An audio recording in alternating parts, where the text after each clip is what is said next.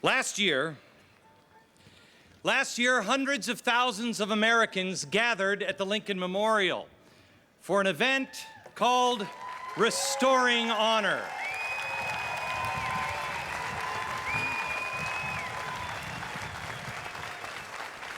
Some of you may have been there. It may have changed you. I know that it changed me. In August of last year, I challenged Americans to live a life of honesty and integrity. This year, I have a new challenge today. I ask you to turn your eyes to Israel and restore courage. I have been asked by the press over and over again, what is it you think you can teach Israel about courage? My answer is simple: nothing.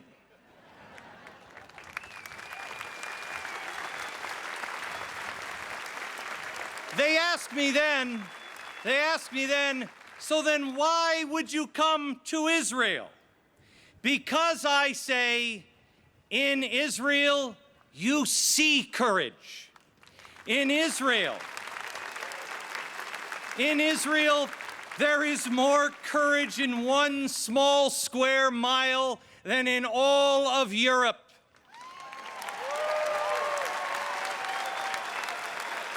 In Israel, there is more courage in one soldier than in the combined and cold hearts of every bureaucrat at the United Nations.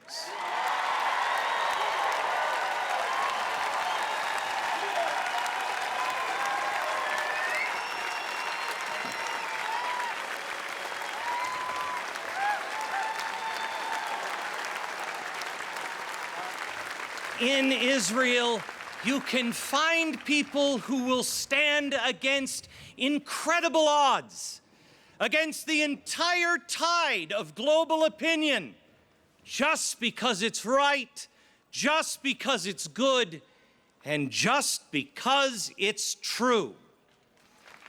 Israel is not a perfect country. No country is perfect. But it tries, and it is courageous. Today, the world needs courage more than ever before. We need it because whether you live in Jerusalem or in London or in Athens, Madrid, or Washington, D.C., you know, we all know, the world's changing just a little bit. The world is burning, and whatever we thought would never change, whatever we've grown to think is solid and strong and durable, is under siege. You don't really have to be a prophet to know that things aren't really going that well. The threats are mounting, and evil is growing. Darkness is falling. Far too many politicians are just too willing to look away. The shapeshifters are working. They have turned day into night and good into evil. They have changed the very meaning of our words. In New York, the so-called leaders of the world are talking about human rights and the abuses of human rights. But what they do is abuse the very meaning of the phrase human rights.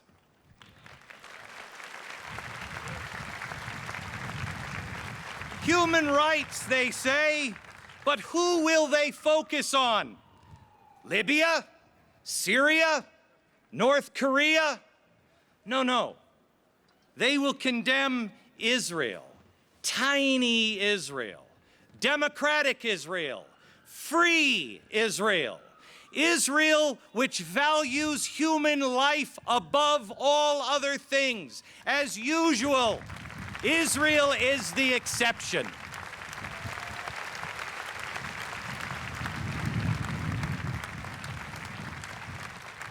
The world is adrift. The world is confused. In Europe, the great nations of the past, Greece, Italy, Spain, Britain, they're all falling into violence. We have raised up a generation who cannot tell the difference between what they owe society and what society owes them.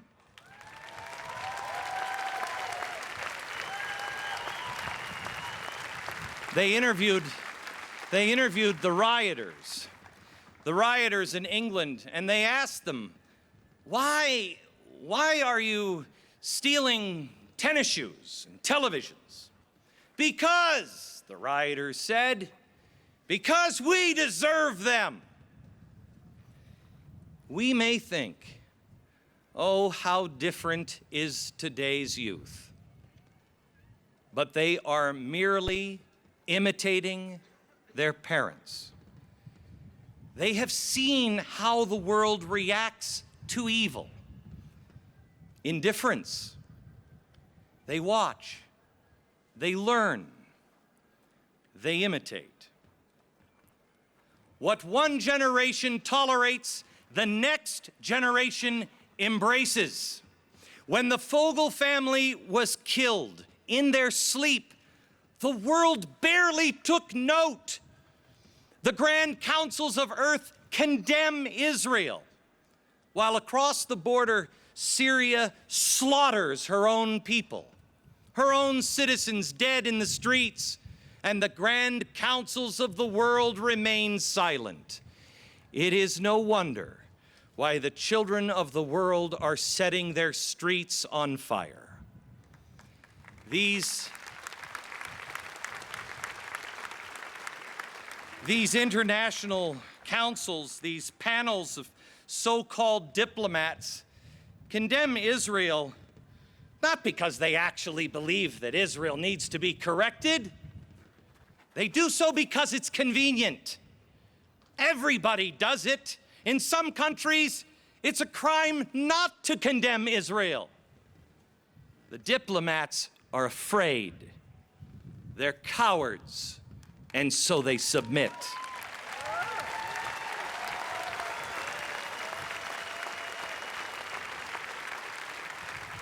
They surrender to falsehood. The truth matters not. To the keepers of conventional wisdom, the sacrifice of the truth, that's just a small price to pay. What difference does it make if we beat up a little bit on little Israel? These are the actions of the fearful and cowards. But I stand here to tell you this today. Fear is the pathway to surrender. And to overcome fear, we just need one thing: courage. Truth and courage. It is hard to do. It all started here, the throne of God. When the world turns its back on Israel and the Jewish people, the world turns its back on human rights. Without the Jewish people, humanity would never know that every single individual life has dignity, that every single life is sacred, that God names every star and knows every soul. That was God's message to Abraham. That was God's message to Moses. That is the message of the Jewish people to the world, and by their very existence, they teach it to us every single day.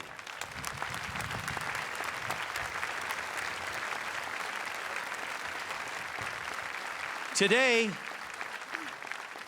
I asked you to join me here. I asked you to join me here so I could propose a new path. A path led by you. A path led by the individual, linked arm in arm all over the globe with other like-minded individuals. A path where governments and so-called human rights organizations get out of the way and allow people to come together as individuals to solve their problems and worship God.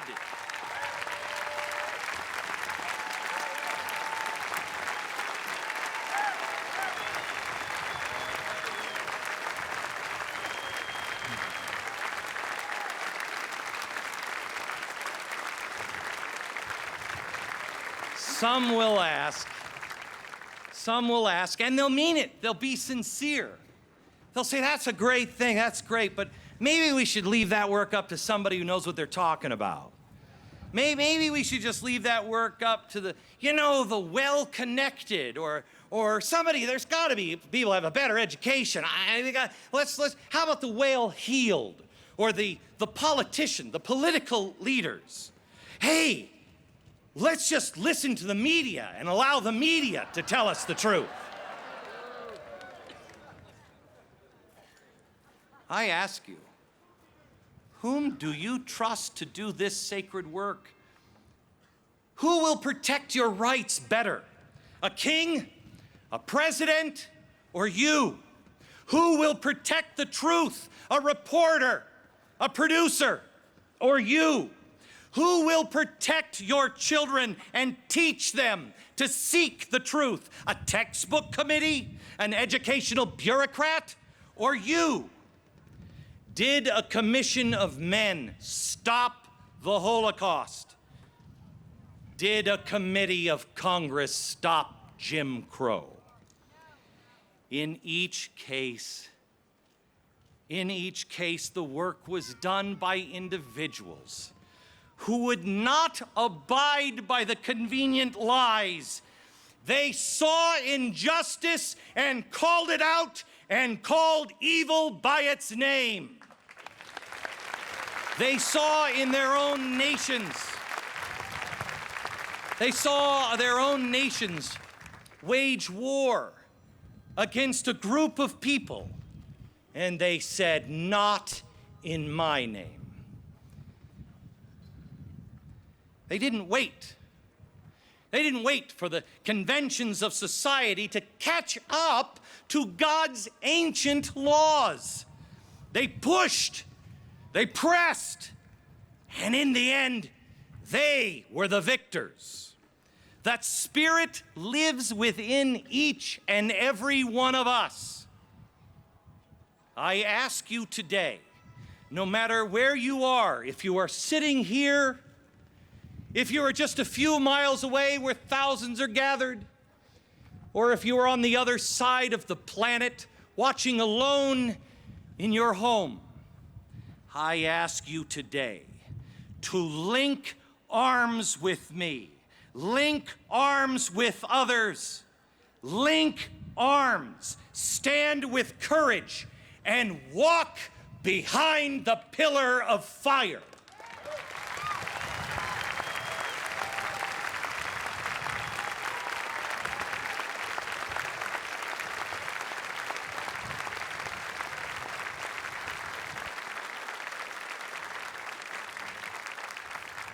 You will see evil rear its head. We see the signs again. The swastikas are on display in the streets. This week they were holding up signs in Cairo that said, quote, "We are building the gas chambers." They dress their children in suicide belts. They are given the choice, and they choose death. We are given the choice. Let us choose life. Let us have the courage to say, no more incitement, no more threats, no more terror, no more talk of genocide, no more hate, no more fear, no more lies.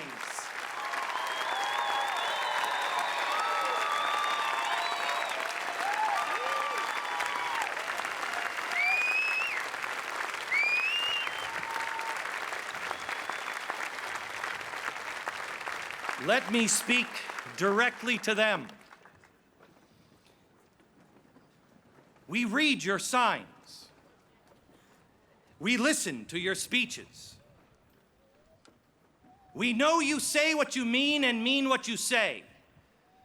But we put you on notice today. So do we.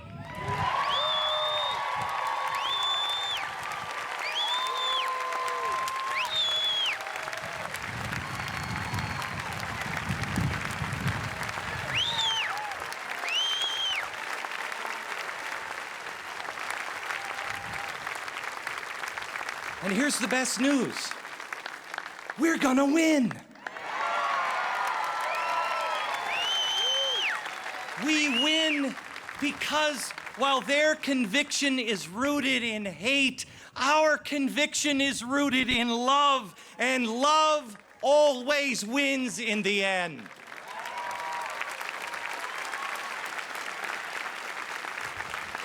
When Naomi and her daughters-in-law lost their husbands, Naomi knew that their future would be far brighter if they went back home, went back to their families and started again. But her daughter-in-law, Ruth, would not have it. She said, "Entreat me not to leave thee, or return from following after thee. Whither thou goest, I go. Where thou lodge, I will lodge. Thy people will be my people. Thy God will be my God. Where thou diest, I will die, and there I shall be buried." I say today that if the world decides it must know who will stand with Israel, who will stand with the Jewish people, so they know exactly who to condemn later, who the target is, let them know this: condemn me, target me. I will stand with Israel. I will stand with the Jewish people. And if they want to round all of us up again, I will proudly raise my hand and say, "Take me first."